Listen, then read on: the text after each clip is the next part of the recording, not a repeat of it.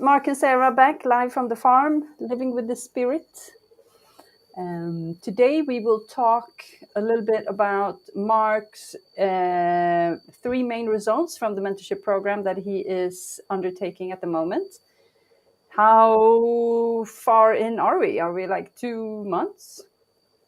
Yeah, we're 2 months in, but it feels like longer because we've done so much work.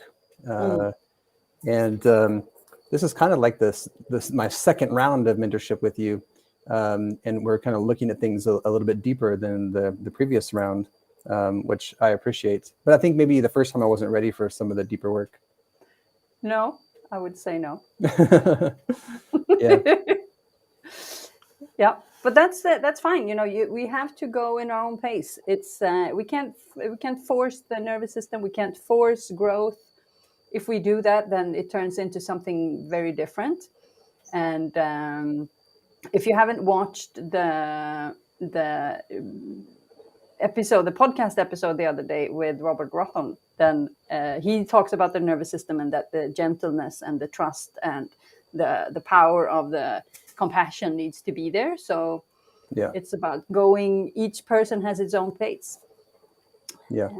And the mind might have a pace, and the nervous system might have another pace. So it's a balance. That's usually the case. Usually the mind has a faster pace than the nervous system. Yeah, I know that was the truth for me. Yeah.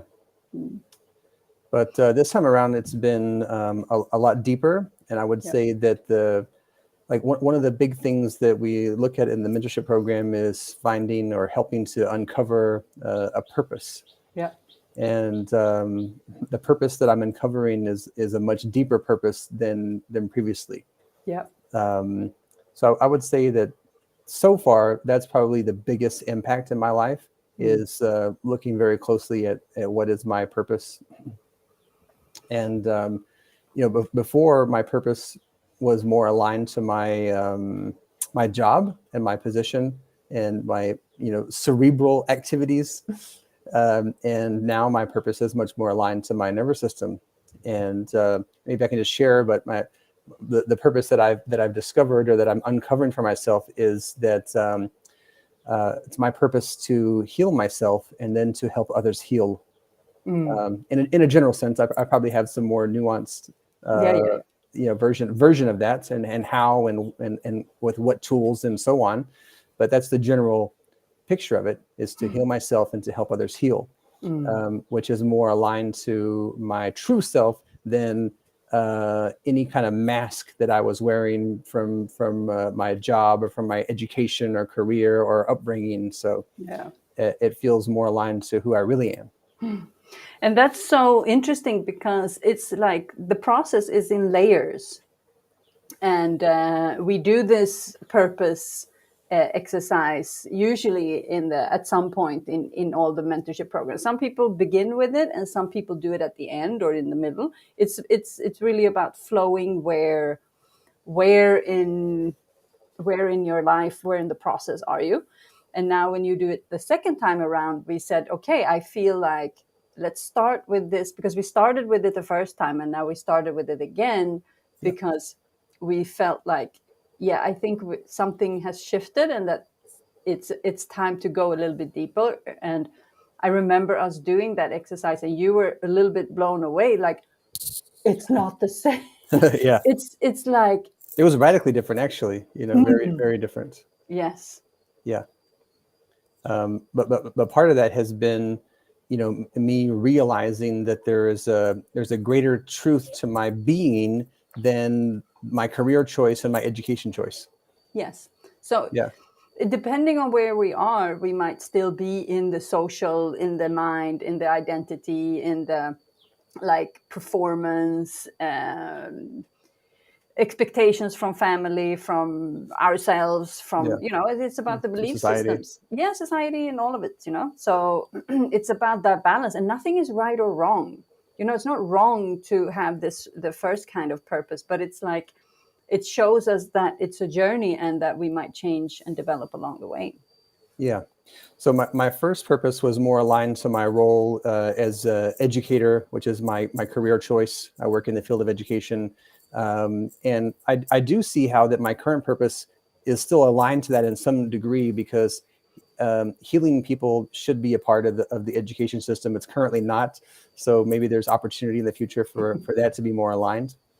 But one of the ripple effects of me discovering my purpose is then what I'm also doing is I'm helping my company to establish a greater sense of purpose. Yeah. So that, we have a mission to do things in a more different and subtle way instead of such a direct way. So whenever I can align myself to my purpose, then all of my little projects that I work on can also be more aligned. So that goes for my career, my education, my health practice. I'm currently doing a fast, and that has a different purpose to it than the fast that I've done before. So it's like everything that I'm doing in my life now has a greater sense of clarity because I have a greater sense of purpose. It's more aligned to my true self. Yeah. And in the mentorship program, we will find a purpose for where you are at this moment. And it doesn't have to be the big life purpose. It's just, where am I now and where am I going for the foreseeable future? So, yeah, of course, that changed when we changed. So, yeah, and who knows, in some years' time, I could go on this adventure again and uncover a deeper purpose or a different purpose. Just open to all of the possible outcomes there. Yeah. Okay, what's the second thing that you have noticed? Well, I think this time around, we're also kind of going deeper into the shadow aspects. So, really looking deeply at things that might be holding me back, limiting beliefs, and where those are coming from.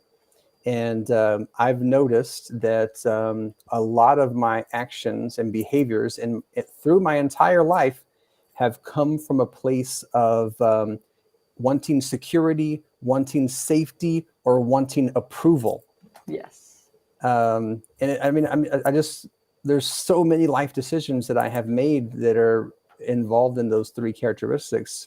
And so, I'm not necessarily like mourning or, obsessing or being depressed over my life choices, but I'm just really asking myself now, okay, well, now that I've recognized that I have that pattern, where is that pattern coming from? What can I do with that pattern? And how can I make life choices going forward that aren't so tied to those three areas? Yeah. And they're probably, I would say, the deepest three areas, not just for me, but for lots of people.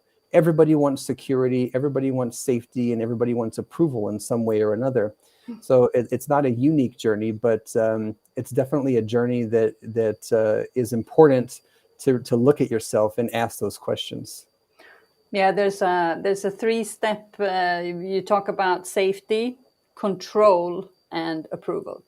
So when if you have safety, then you will navigate from a complete. I mean, that's what we talk about, grounding and the regulated nervous system. It's all about safety, being safe and navigate and being safe and accessing the life force, the creativity, the intuition, and all of that comes with the safety.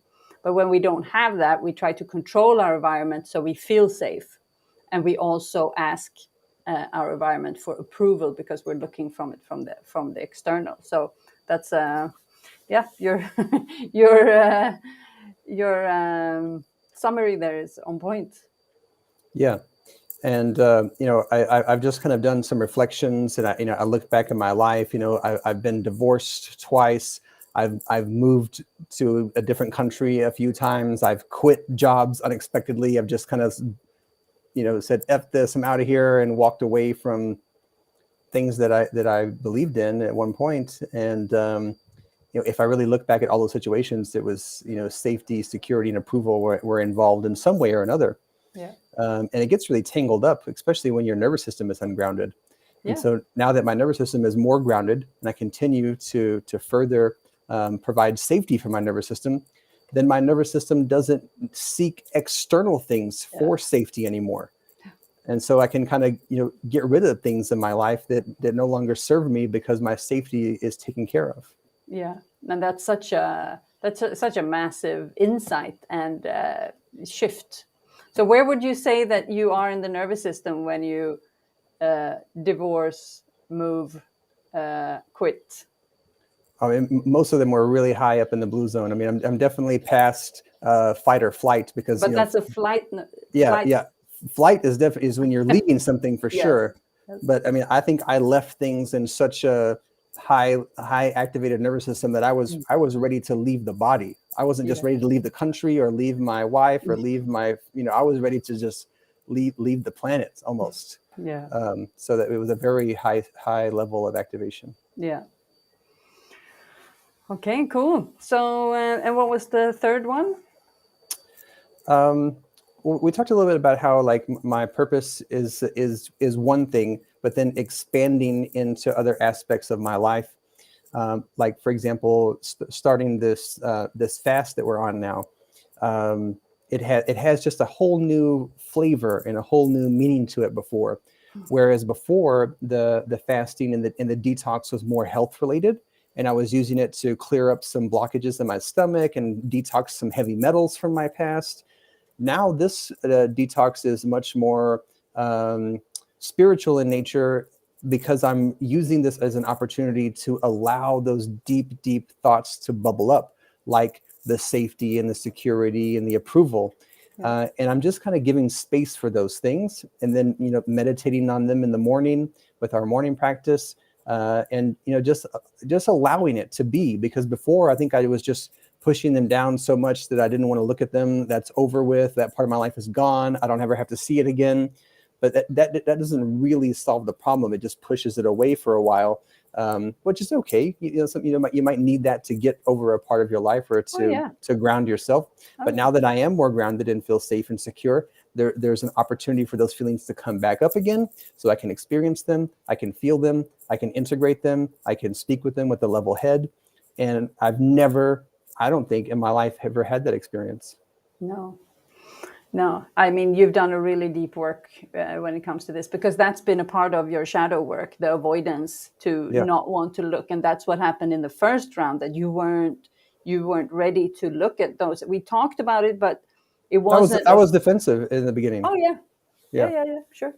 Yeah. But that's not fine. me. I didn't do that. No, it's like, I'm done with that. It's like, I'm done with that. I'm not opening that door again. It's like, no, it's not that, like avoiding and defending. Yeah. I'm healed already. Yeah. I'm enlightened. Promise. Yeah. But that's also, everything is connected to the nervous system, and the shadow is really just ways for us to protect ourselves in the moment. And then it becomes, so what is supposed to be a short-term protection becomes a long-term behavior. And it's only with love and compassion and patience, but also accountability and willing to look at it and willing to go through the being a little bit courageous. But it's just it's an unraveling of the shadow. It's not like straight head in and just like guilt, shame, and blame, like, oh, I did this, I'm so bad. It's not that. It's about fully being accountable for whatever happened in our lives, and then facing that with gentleness and integration, and just allow that to come forward and not be a shadow anymore, and meet it, accept it, love it, and release it, and do the necessary changes. Okay, I'm doing this, then I need to do that. And that's the big thing that I see. I mean, the purpose is a really big one, but what I see in like actions, that's what I see, like the willingness to really go into those things, and then you're getting amazing results from it. So I mean, it's only been 2 months, and it's like could have been the whole program. And you're right about the action aspect of it.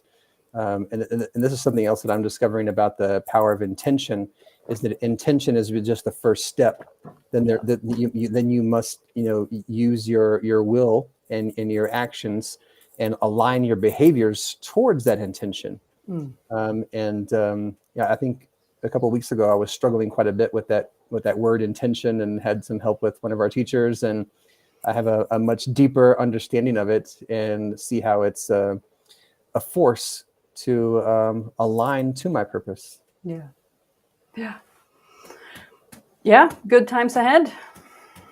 Amazing times ahead. Yeah, doing great work. I mean, it's just so rewarding to see, to be part of. So I'm really grateful for that, and that your willingness to share is also very, important and valuable. But it's so also very aligned with your new purpose Yeah. to help and heal and to serve, and then sharing is one of those. So I really appreciate that. So thank you a lot.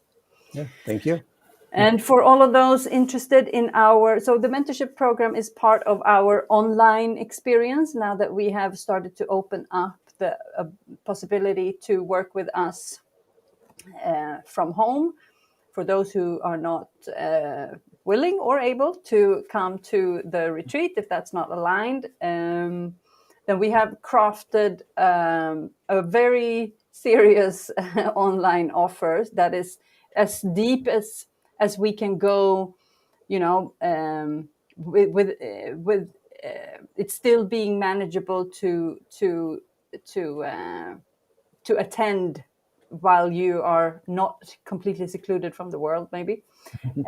So it's a 2-level program. It's a group program with a VIP option upgrade, which is the mentorship. So there's a group package with